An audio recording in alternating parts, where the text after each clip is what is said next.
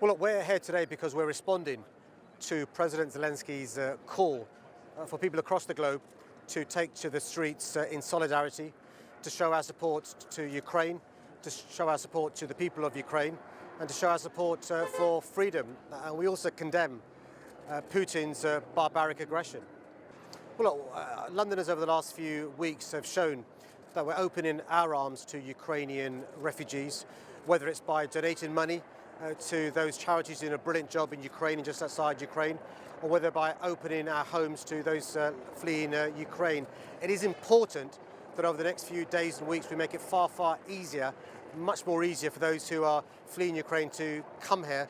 When you compare and contrast our government's actions versus the actions of Germany, France, Italy, Spain, Poland, it's embarrassing. We've got to be doing much, much more because it's really important in Ukraine's darkest hour we show them our support. So we've announced from City Hall today a further £1.1 million to support those councils doing a brilliant job providing assistance to those refugees fleeing Ukraine. It is really important though, it isn't just left to the generosity of those who've opened up their homes. We need to make sure we've got support for our schools. We've got to make sure we have support for those Ukrainians who may be traumatized and need medical assistance. We've got to make sure there's support for housing.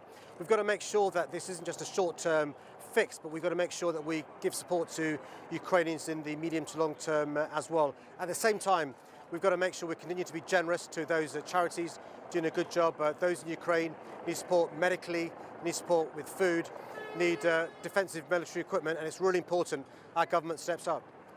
Well, I think we've seen over the last few days and weeks Londoners showing incredible generosity, sending a message loud and clear that London welcomes refugees. It's really important we continue our generosity with donations. Those that have opened up their homes get the support from councils and the government, but also we don't forget about Ukraine in the coming days and weeks as the media caravan moves on. It's really important those sanctions are effective. It's really important those oligarchs close to Putin have their assets frozen. It's really important we use those assets to support those fleeing Ukraine. This isn't just a one-day story. This is Londoners over the short, medium and long terms showing solidarity to the people of Ukraine.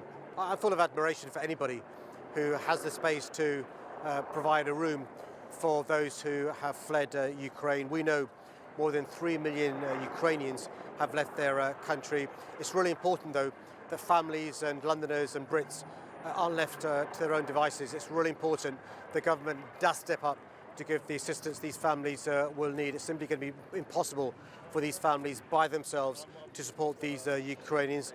The government's got to step up and support those Londoners and those Brits who've opened up their homes and been incredibly generous for those Ukrainians who fled Ukraine.